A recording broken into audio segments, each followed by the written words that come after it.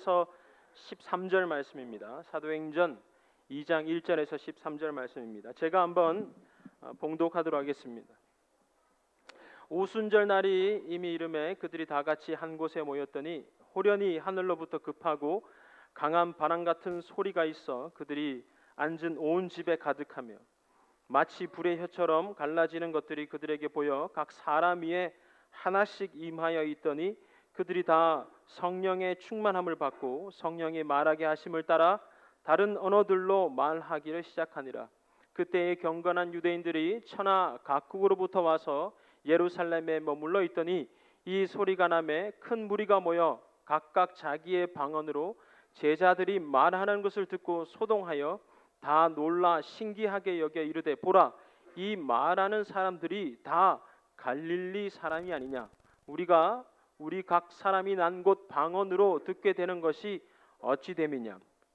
우리는 바데인과 메데인과 엘람인과 또 메소포타미아, 유다와 갑바도기와 본도와 아시아, 부르기아와 밤빌리아, 애국과 구레네에 가까운 리비아 여러 지방에 사는 사람들과 로마로부터 온 나그네 곧 유대인과 유대교에 들어온 사람들과 그레데인과 아라비아인들이라. 우리가 다 우리의 각 언어로 하나님의 큰 일을 말함을 듣는도다 하고 다 놀라며 당황하여 서로 이르되 이 어찌 된 일이냐 하매 또 어떤 이들은 조롱하여 이르되 그들이 새 술에 취하였다 하더라. 아멘. 우리는 지난 시간 예수 그리스도의 죽음을 기억하는 고난 주간과 죽음을 이기신 예수 그리스도의 부활을 묵상하는 부활 사건을 경험했습니다. 이 죽음과 부활 이후로 기독교 역사에서 가장 중요한 또 하나의 사건이 있는데 그것이 오늘 우리가 읽었던 오순절 사건입니다. 오순절이라는 절기에 일어난 사건이기 때문에 우리는 오순절 사건이라고 하지요.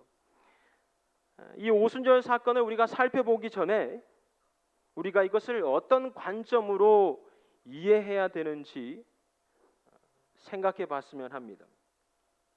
예수 그리스도의 죽음과 부활은요, 여러 사람들에게 참 논쟁거리가 됩니다.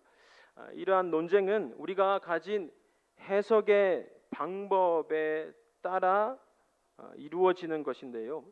현대를 사는 우리는 죽음과 부활의 사건을 과학과 의학의 방법으로 보려고 하지요. 그러니 도무지 말이 안 됩니다. 논쟁만 일어나고 대화가 되지 않지요.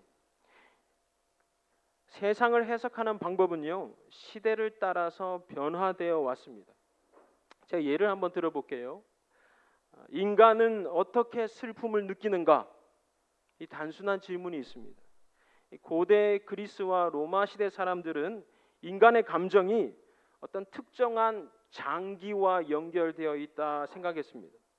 그래서 인간의 감정을 해석할 때 인간에 있는 장기들을 기초로 인간의 감정을 분류하고 또 따져 물었습니다. 우리가 잘 알고 있는 히포크라테스라는 사람도 인간의 감정을 지배하는 것은 인간 안에 있는 체액이다라고 말했습니다. 그러니까 피와 장기에 들어가 있는 여러 체액들이 건강하면 기쁨을 누리고 그것이 건강하지 않으면 슬픔을 자아낸다라고 하지요. 그것은 그 시대 사람들이 가지고 있던 해석의 틀이었습니다. 우리가 흔히 애간장을 녹인다라고 하지요. 비슷한 맥락입니다. 그런데 반면에 한 17세기, 18세기에 들어와서는 철학이 발달하기 시작했습니다. 철학이 발달하니까 인간의 감정을 연구할 때 감정이 중요한 것이 아니라 이성이 중요하다라고 생각을 했어요. 그래서 네가 슬픔을 느끼는 이유는 네가 너의 이성을 최고로 만들지 못했기 때문이야 라고 하는 거지요. 우울증이 걸리는 사람에게 이렇게 얘기하는 겁니다. 무슨 우울증이야? 네가 안 바빠서 그래. 네가 정신없이 바쁘면 우울증 걸릴 일도 없어.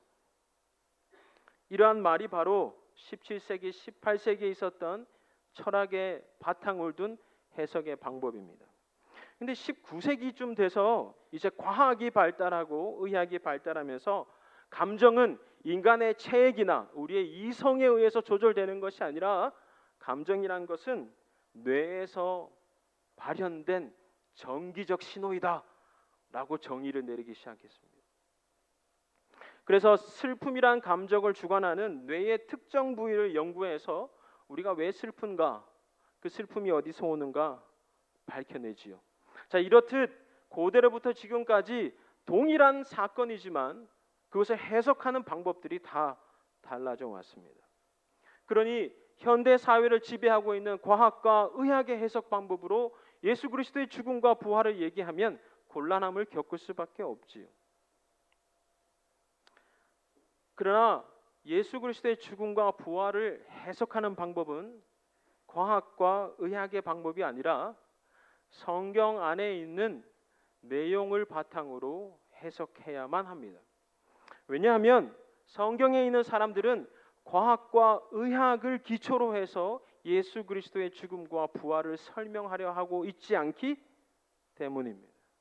그들은 과학과 의학을 염두에 두지 않았습니다. 그렇다면 예수 그리스도의 죽음과 부활을 이야기할 때 그들이 염두한 것은 무엇일까요? 네, 그들이 염두한 것은 오랫동안 하나님께서 이스라엘을 통해서 이야기해 왔고 또 그 이야기한 것들을 경험했던 사람들의 고백인 이 성경이었습니다. 지금 일어난 사건은 하나님께서 과거로부터 이야기했던 것의 약속의 성취이고 그 약속의 성취인 내가 지금 이 경험하는 것은 앞으로 다가올 미래를 향한 새로운 약속이다. 즉 약속과 성취라는 해석의 틀로 이 글을 적어냈습니다. 따라서 그들에게 예수 그리스도의 죽음과 부활은 증명의 대상이 아니었습니다.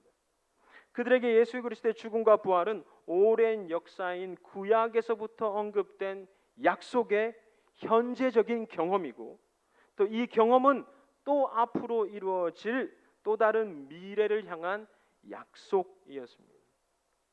여러분 성경을 자세히 읽어보면요 예수의 죽음과 부활의 사건을 어느 누구도 증명하려 하지 않습니다. 다만 그들의 경험을 서술할 뿐입니다. 때문에 그들이 주로 사용했던 이유는 보라 이것 때문에 예수님이 진짜 죽었어. 보라 이것 때문에 예수님이 진짜 부활하셨어. 보라 이런 과학으로 이러한 철학으로 이러한 의학으로 봤을 때 예수는 정말 죽었고 예수는 정말 부활했어 라고 절대 말하지 않습니다. 성경이 말하는 방식은 죄의 씻음, 약속의 성취, 부활의 첫 열매, 다가올 부활의 소망 이러한 단어들을 쓰지요. 그러니 예수 그리스도의 죽음과 부활은 증명의 대상이 아니라 약속의 성취요 그 성취된 약속의 경험이었습니다. 자, 그러면 오늘 우리가 함께 살펴볼 오순절 이 사건도 바로 이것 안에서 해석을 해야 됩니다. 오랫동안 쓰여졌던 하나님의 이야기인 구약의 역사를 근거로 오순절 사건을 봐야 되고 앞으로 다가올 미래에 대한 약속의 관점에서 이 오순절 사건을 봐야만 합니다. 즉 오순절 사건은 단일하게 어느 순간 갑자기 일어난 어떤 기적 같은 일 그것으로 멈춰져 있는 것이 아니라 과거의 어떤 이야기와 굉장히 연결되어 있고 앞으로 다가올 이야기와 또한 굉장히 연결되어 있다는 것을 우리는 기억해야만 되겠지요. 자, 우리 다음 그림을 한번 볼까요? 자, 이 그림은 제가 생각하기에 세상에서 가장 아름다운 그래프라고 해도 과언이 아닙니다. 2009년쯤에 한 목사님과 그래픽 디자인이 하는 사람이 함께 만든 건데요. 요 밑에 보면 하얀 막대가 있지요. 저 하얀 막대는 성경의 모든 장들을 뜻합니다. 창세기 1장, 2장, 3장, 4장. 즉 맨 왼쪽이 창세기 1장이고요. 맨 마지막이 계시록의 마지막 장입니다. 길이가 다 다르지요? 당연하지요. 각 장은 길이가 다 다르기 때문입니다. 맨 가운데 가장 긴 장이 있지요. 저것은 시편 119편입니다. 그래서 저 중안에 제일 길게 막대가 표시되어 있습니다. 그렇다면 이 각 장들을 연결하는 이 아치의 모양은 무엇인가요? 예, 그것은 서로 연결되는 이야기들입니다. 즉 구약의 어떤 이야기들을 계시록에서 다시 한번 사용하고 출애굽기의 어떤 이야기들을 복음서에서 다시 사용했을 때 그 두 개를 연결하여 만든 것이 저 아치입니다. 여러분 63,799개의 아치가 그려져 있습니다. 성경은요 한 40여 명의 사람들이 1000년 넘게 각각 서로 알지 못하고 전부 다른 상황에서 전부 다른 시절에 전부 다른 사람들이 말씀을 기록하여 만든 것이 성경입니다. 서로 연결하지도 않고 서로 문자를 보내지도 않고 서로의 책이 남아 있어서 그 책을 보고 자기의 내용을 적은 것도 아닙니다. 근데 나중에 알고 보니까 이렇게 많이 서로 크로스 레퍼런스가 있다는 거지요.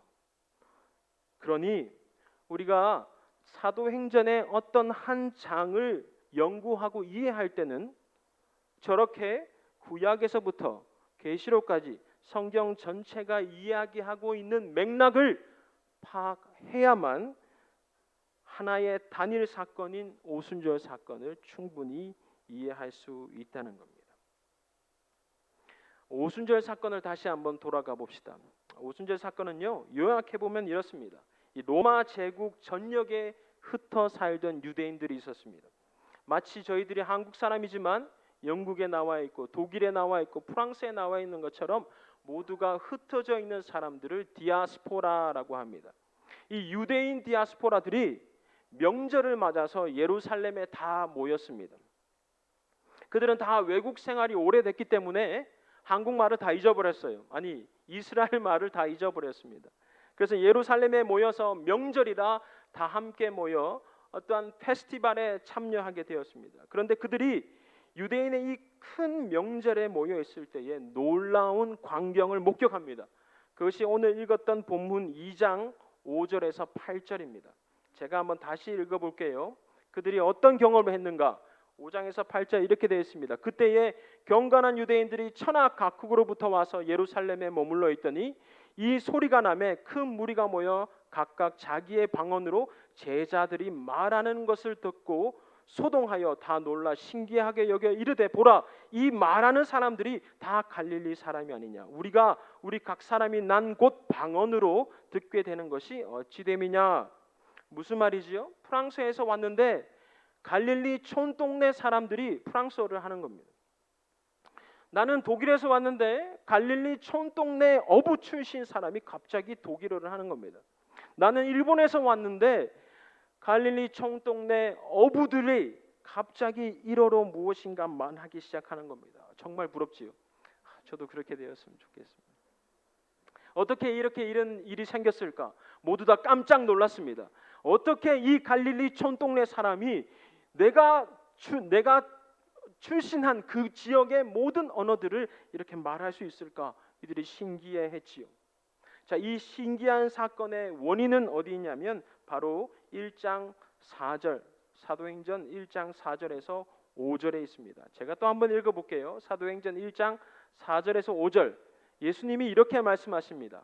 사도와 함께 모이사 그들에게 분부하여 이르시되 예루살렘을 떠나지 말고 내게서 들은 바 아버지께서 약속하신 것을 기다리라. 요한은 물로 세례를 베풀었으나 너희는 몇 날이 못되어 성령으로 세례를 받으리라 하셨느니라. 자, 오순절 사건에 일어난 이유의 배경은 예수님께서 제자들에게 약속한 것의 성취였습니다. 예루살렘에 기다리고 있어. 그때 성령이 너에게 임하실 것이고 성령이 임하면 어떤 일이 벌어질 거야 라고 말했고 제자들은 그 말을 믿고 기다렸고 오늘 이 사건이 터진 겁니다. 약속의 성취이지요. 이 약속의 성취가 어떤 식으로 일어났냐 하면 우리가 잘 알고 있듯이 급하고 강한 바람이 불고 불 같은 것이 사람 위에 머물게 되는 사건으로 등장합니다. 사도행전 2장 1절에서 3절이지요. 제가 다시 한번 읽어볼게요. 오늘은 성경을 정말 많이 찾을 겁니다. 성경을 가지고 오시지 않은 분들 귀를 쫑긋 세우시고 성경을 가지신 분들은 부지런히 성경을 넘기셔서 도대체 권기원 목사가 거짓말하는지 안 하는지 성경을 통해서 증명해 보시기 바랍니다. 사도행전 2장 1절에서 3절에 이렇게 기록되어 있습니다. 오순절 날이 이미 이름에 그들이 다 같이 한 곳에 모였더니 호련히 하늘로부터 급하고 강한 바람 같은 소리가 있어 그들이 앉은 온 집에 가득하며 마치 불의 혀처럼 갈라지는 것들이 그들에게 보여 각 사람 위에 하나씩 임하여 있더니 그들이 다 성령의 충만함을 받고 성령이 말하게 하심을 따라 다른 언어들로 말하기 시작하니라 라고 되어 있습니다. 예수님이 약속하신 성령의 임재가 제자들에게 나타났고 제자들에게 나타난 모양새는 구름이 불이 각 사람에게 들어왔다라고 기록되어 있습니다. 자, 우리는 이 사건을 하나의 기적이나 와 도대체 어떤 방언의 역사가 그들에게 있었는가, 어떻게 그들이 외국어를 잘할 수 있었을까라고 하는 질문보다 이 사건이 구약에 이야기되었던 내용들과 어떤 연결점이 있는지를 살펴봐야 하는 것이 오순절 사건의 연구 방법입니다. 제가 다시 한번 이야기합니다. 구름과 불이라고 했습니다. 여러분, 구름과 불은요, 구약 시대 때 하나님의 임재를 표현하는 방식이었습니다. 하나님의 임재를 표현할 때 그들은 항상 구름과 불을 이야기했습니다. 여러분 잘 기억하듯이 출애굽기에 보면 이스라엘 백성들이 광야를 움직일 때 무엇과 무엇이 하나님의 임재를 대표하며 이스라엘을 이끌어갔지요? 구름과 불기둥입니다. 즉 구름과 불기둥은 하나님의 임재를 이야기하는 겁니다. 하나님의 이 임재가 언제 이 전 구약 성경에 등장했냐 하면 가장 첫 번째 하나님의 임재가 구름과 불기둥으로 등장한 때는 모세가 성막을 완성한 뒤였습니다. 모세가 첫 번째 하나님의 성막을 완성했을 때에 하나님의 구름과 불이 그 성막 위에 가득했다고 나와 있습니다. 출애굽기 29장 45절에서 46절입니다. 제가 한번 읽어볼게요. 출애굽기 29장 45절에서 46절입니다.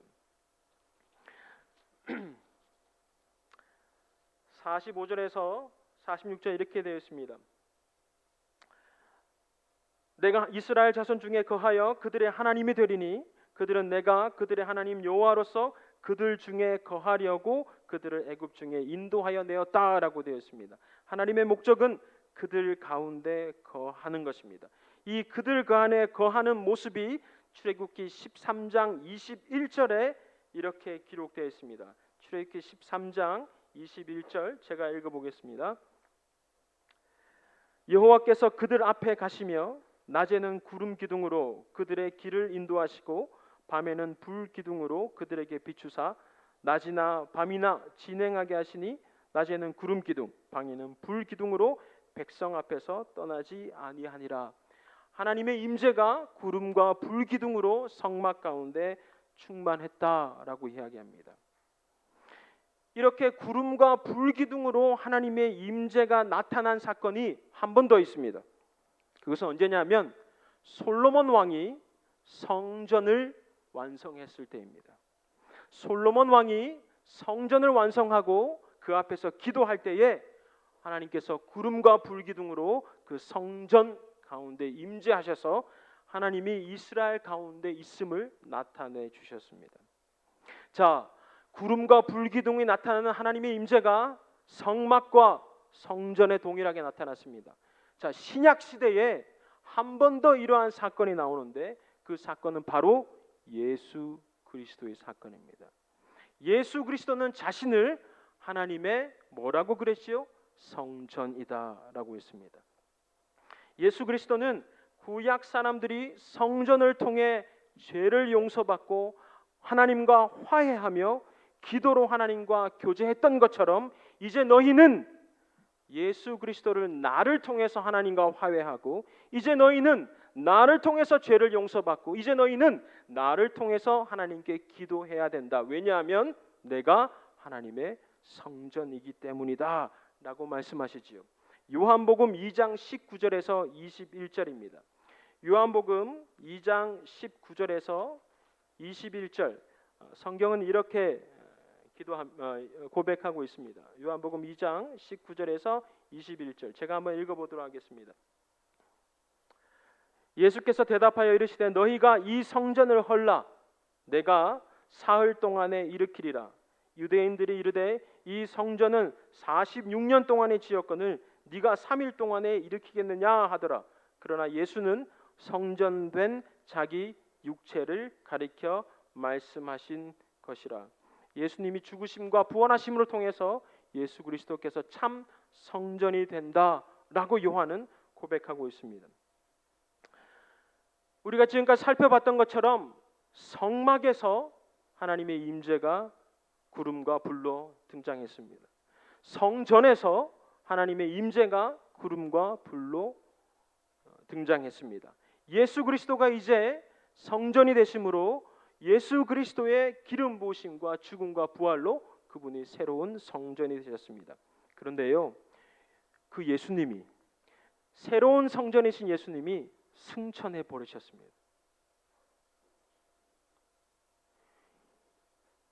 이제 내 죄를 회개하고 용서받을 성전이 더 이상 지상에 없게 되는 사건이 발생한 것입니다.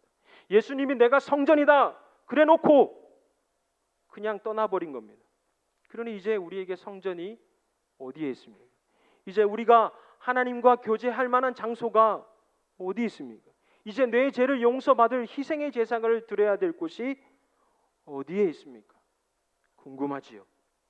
그것이 바로 오늘 우리가 읽었던 오순절 사건입니다. 오순절 사건을 통해서 이제 성전은 우리가 된 것입니다. 우리가 하나님의 성전이 되었습니다. 오순절 사건을 기록할 때 하나님의 구름과 불기둥이 각 사람 가운데 머물러 있더라라고 되어 있지요. 그 말은 하나님이 우리 각 사람을 하나님의 성전으로 삼았다라는 표현입니다.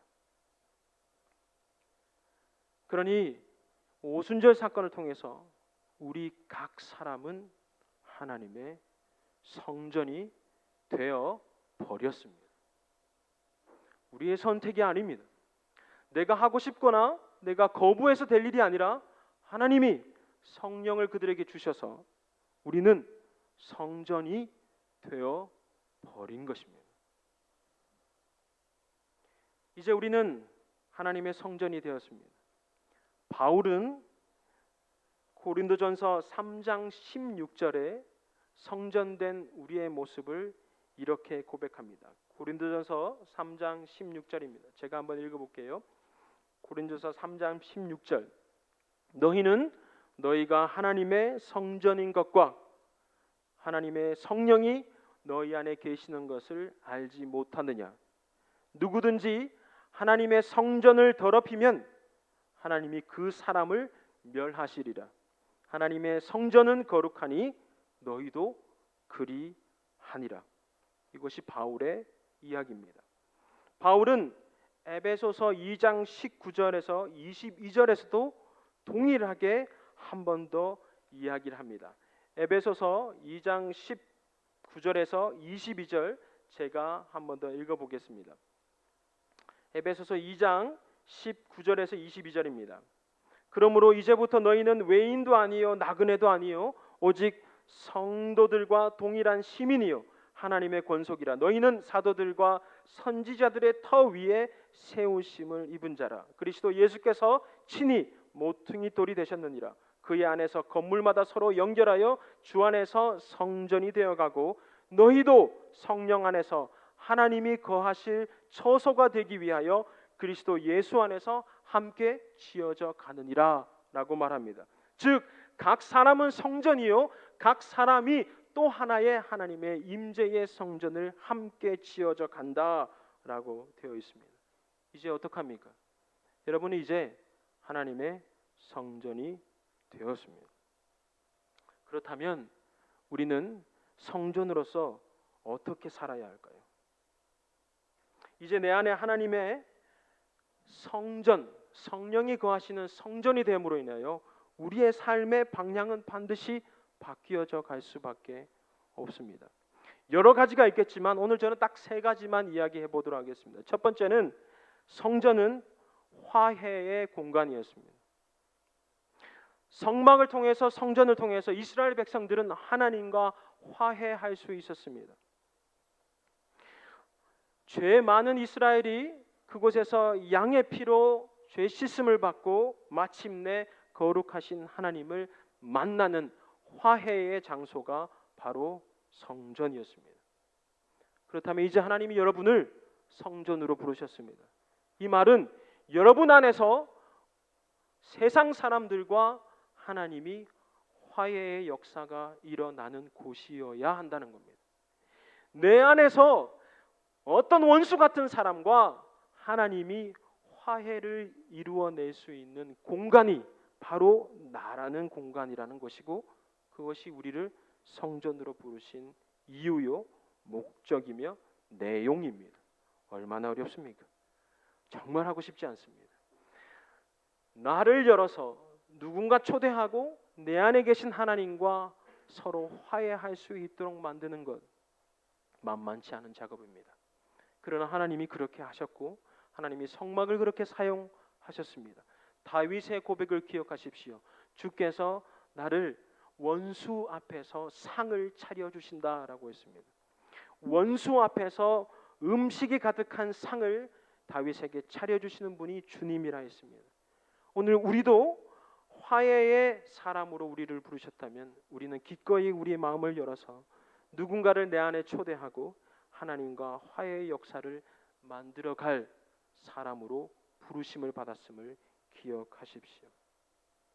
내 안에서 하나님과 다른 사람의 식탁이 차려지고 교제가 있고 위로가 있고 회복이 일어나는 겁니다. 이것이 우리를 성전으로 부르신 하나님의 요청이지요. 시기하고 질투하고 험담하고 이런 것도 참 재밌습니다. 얼마나 재밌는지 몰라요. 뒤에서 수군덕거리면 이것만큼 재밌는 것이 없습니다. 탈무드에 이런 말이 있습니다. 칭찬은 10사람을 세우고 험담은 3사람을 죽인다 했습니다. 하나는 너요, 하나는 나요, 하나는 듣는 사람이라 했습니다. 그것만큼 신나는 일이 없지만 또 그것만큼 씁쓸함이 남는 일도 없습니다. 어떤 사람은 대화하다 보면 참 재밌고 기쁘고 에너지를 얻습니다. 그런데 어떤 사람은 이야기하다 보면 너무 지칩니다. 그 안에 험담과 시기와 질투의 언어들이 가득하기 때문이지요. 저도 그런 사람 되기가 겁납니다. 그러나 여러분 모두가 성전으로 부르심을 받았고 화해의 공간으로 부르심을 받았다면 우리의 언어와 우리의 삶의 내용과 우리가 전달하는 방식의 차이가 있어야 되겠지요. 이것이 첫 번째 성전의 기능입니다. 두 번째 성전의 기능은 하나님의 임재입니다. 성전은 하나님이 임재하는 공간이었습니다. 여러분은 여러분의 옆에 있는 사람 앞에서 사람들에게서 하나님의 임재를 보십니까? 어린아이부터 시작해서 여러분 옆에 있는 누군가에게서 과연 하나님의 임재를 발견할 수 있는지요? 하나님 우리에게 요청합니다. 너는 성전으로 부름받았고 성전은 하나님의 임재를 드러내는 공간이다 라고 하는 겁니다. 여러분 여기에 한 가지 생각해 봐야 될 점이 있습니다. 성전은 내가 성전으로 부름받았고 하나님의 임재는 나의 삶과 나의 말과 나의 행동과 나의 성품을 통해서 드러나야 합니다. 다른 곳에 성전을 짓는 것이 아닙니다. 우린 여기서 착각을 많이 하지요. 특히 목사와 선교사와 같은 사람이 그런 착각을 많이 합니다. 나의 삶은 개판이어도 돼. 그런데 내가 하는 미션, 내가 하는 거룩한 이 일, 이것이 아주 거룩하게 세워져 가기만 하면 되잖아. 나를 보지 말고 내가 만들어 놓은 저 성전을 봐 라고 이야기할 때가 많습니다. 그런데 하나님은 거짓말이라고 말합니다.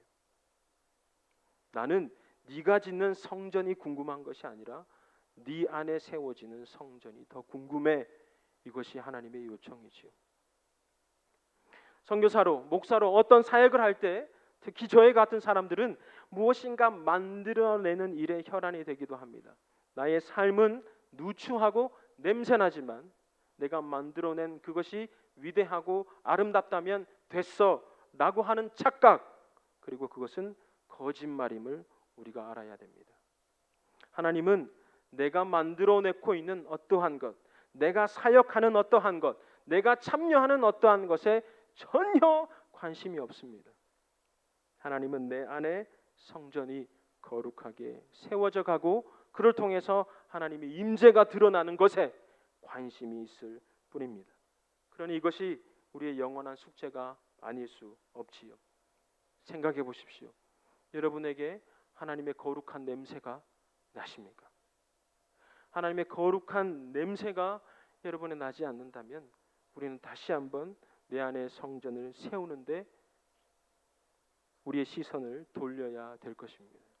마지막으로 성전은 기도의 장소였습니다. 예수님이 이사야서 56장의 말씀을 인용하며 이렇게 얘기했습니다. 내 집은 만민이 기도하는 집이다 라고 했습니다. 우리가 하나님의 성전이 되므로 이제 우리 안에 뭐가 들어가야 되지요?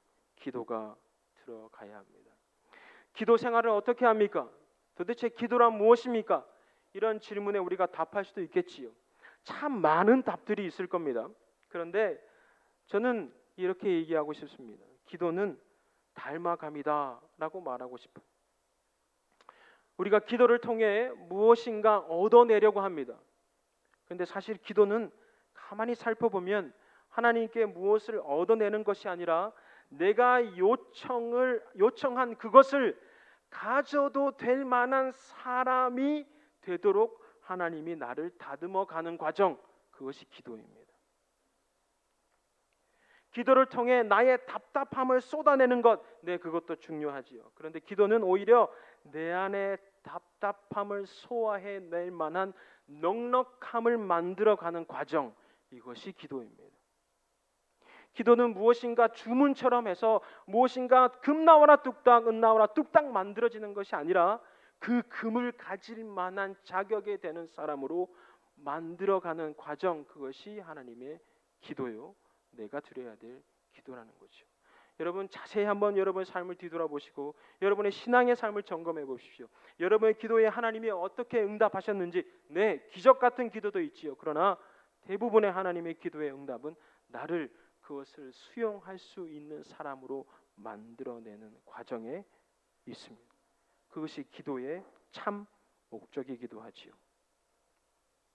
우리 청소년부는 주기도문, 주님께서 가르쳐 주신 기도를 한 5주 동안 계속 공부하고 있습니다. 첫 번째 주기도문의 첫 문장을 지난주에 배웠습니다. 하늘에 계신 우리 아버지입니다. 하늘에 계신 나의 아버지라 가르쳐 주지 않습니다. 하늘에 계신 너의 아버지라고 말하지 않습니다. 하늘에 계신 우리 아버지입니다. 예수님이 기도를 가르쳐 주실 때 너의 기도에는 네가 들어가는 것이 아니라 우리가 들어가야 된다라고 말씀하시는 거죠.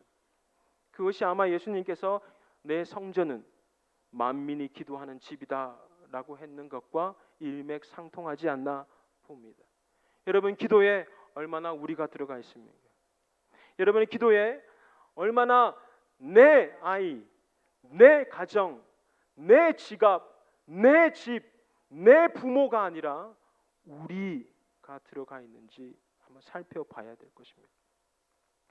우리가 들어가지 않는 기도는 예수님이 가르치신 기도에 근접도 하지 못합니다. 그러니 우리의 기도는 우리를 고백하며 하나님께 나아가야 되고, 우리가 하나님의 성전이라면 이 성전이 만민을 위해 기도하는 집이라면 나의 언어는 나에서 우리로 바꿔져야 할 것입니다. 성전에 부름받은 우리는 기도의 장소로 부름받았습니다. 넉넉함이 필요한, 우리에게 넉넉함이 있을 때 우리의 기도는 나에서 우리로 바꾸어질 줄 믿습니다. 이번에 제가 인도하는 이 성경학교가 이제 다음 주 수요일 날 학생들이 들어옵니다. 학생들이 6명입니다. 한 명은 뉴질랜드에서, 한 명은 캐나다에서, 한 명은 유크레인에서, 한 명은 아일랜드에서, 한 명은 영국에서, 또 한 명은 한국에서 이렇게 옵니다. 3개월 동안 죽자고 성경을 공부하러 온 친구들이지요. 근데 공짜로 오는 게 아닙니다. 2,700파운드나 내고 성경을 공부하러 옵니다. 3개월 동안 2,700파운드 내고 공부하라고 하면 여러분 여기서 아무도 공부 안 할 거예요. 자기 스스로 2,700파운드를 내고 3개월 동안 공부하고 또 1,500파운드를 내고 아프리카로 한 달 동안 갔다 올 예정입니다. 이게 말이나 됩니까? 그래서 아마 세술에 취한 사람들이다라고 많은 사람들이 오순절 사건을 경험한 사람들에게 이야기했나 봅니다. 세술에 취하지 않고는 돈 4,000파운드를 가지고 해외여행이나 할 것이지 맨날 방 안에 앉아서 성경을 읽고 공부하는 일에 누가 참여하겠습니까? 세술에 취하지 않고서는 불가능한 일입니다. 놀라운 한 사람이 있는데 이 한 사람은 74살의 화가입니다. 74살, 74살 먹은 이 젊은 할아버지께서 3개월 동안 성경을 공부하러 오겠답니다. 아프리카까지 간답니다. 제가 다시 한번 생각해 봐라 라고 했지만 꼭 간답니다. 이 74살 먹은 이 젊은 할아버지는 화가입니다. 이 사람의 이름을 적으면 여러분 이 사람이 그린 그림을 볼 수 있을 만큼 자기의 블로그도 가지고 있는 사람입니다. 제가 물었습니다. 인터뷰 때 이렇게 물었습니다. 당신은 74살에 크루즈나 타러 다니지 왜 그 돈을 내고 성경 공부하려고 합니까? 라고 했습니다. 이 사람의 대답은 뭐 시원찮고 멋있고 아름다운 이야기는 아닙니다. 그런데 이 사람의 대답이 참 좋았던 것은 그가 이렇게 대답했기 때문입니다. 나이가 많아도 난 아직 하나님을 잘 모르는 것 같아. 그래서 하나님을 더 알고 싶답니다. 그래서 제가 물었습니다. 하나님 알아서 뭐 하게요? 그 친구가 얘기했습니다. 하나님을 좀 더 사랑하고 싶답니다. 여러분은 하나님을 사랑하십니까? 여러분은 다른 모든 것들을 포기할 만큼 하나님을 사랑하는 것에 방해되는 것들을 기꺼이 버릴 만큼 하나님을 사랑하십니까? 하나님의 임재가 여러분 가운데 있고 화해가 여러분 가운데 있고 하나님의 영광이 여러분 가운데 있고 하나님을 향한 기도가 여러분 가운데 넘쳐나게 원하신다면 우리는 더 하나님을 사랑하고 또 하나님을 사랑하기 위해서 방해되는 것들을 기꺼이 버릴 만큼의 용기와 지혜가 우리에게 필요할 것입니다. 예수 그리스도가 보내주신 그 성령은 제자들에게 그렇게 역사했습니다. 그들이 하지 못하지요. 그들 스스로 하지 못하니 하나님께서 성령을 부어주셔서 하나님을 더욱 사랑하고 하나님이 거주하시는 성전의 공간으로 그들을 만들어 간 것이겠지요. 우리가 못하니 예수 그리스도가 하신 것이겠지요. 우리가 안 되니 예수 그리스도께서 기도하라고 하셨겠지요. 우리가 하고 싶어도 또는 하려고 노력해도 만들어지지 않으니 예수 그리스도께서 내가 너와 항상 함께 하겠다라고 약속하셨겠지요. 여러분도 아직 늦지 않았습니다. 하나님을 알아가는데 늦음이 없습니다. 성전이 되어가기 위해 여러분을 열어놓고 다른 사람들을 여러분 안에 초대하여 하나님과 화해의 역사가 일어나게 하며 하나님의 임재가 여러분 안에 가득하고 또 하나님을 향한 기도가 나와 너를 넘어 우리를 고백하는 그 기도의 향내가 가득한 하나님의 성전인 여러분 되시기를 주의 이름으로 축원합니다. 기도하겠습니다. 살아계신 하나님, 우리를 성전으로 불러주셔서 감사합니다. 하나님이 우리 가운데 거하시고 우리를 안에 임재하시고 우리를 통하여 기도하게 하시고 우리를 통하여 세상과 화해의 역사가 일어나게 하시며 하나님의 임재와 영광이 가득한 공간으로 우리를 선택하여 주셔서 감사합니다. 하나님, 그러한 삶을 살아갈 수 있도록 우리 가운데 더욱더 목마름을 허락하여 주시고 그러한 삶을 향한 내 눈길이 온전히 하나님을 향하여 흘러갈 수 있도록 주님 우리에게 하나님을 향한 사랑의 갈망을 더딥혀 주십시오. 우리가 우리 가운데 머물지 아니하고 한 걸음 더 나아가 나를 열어 세상을 품고 그 세상이 하나님과 화해하며 하나님의 영광으로 가득 차는 역사가 있을 수 있도록 우리를 사용하여 주시옵소서. 모든 말씀 주 예수 그리스도 이름으로 기도드립니다. 아멘.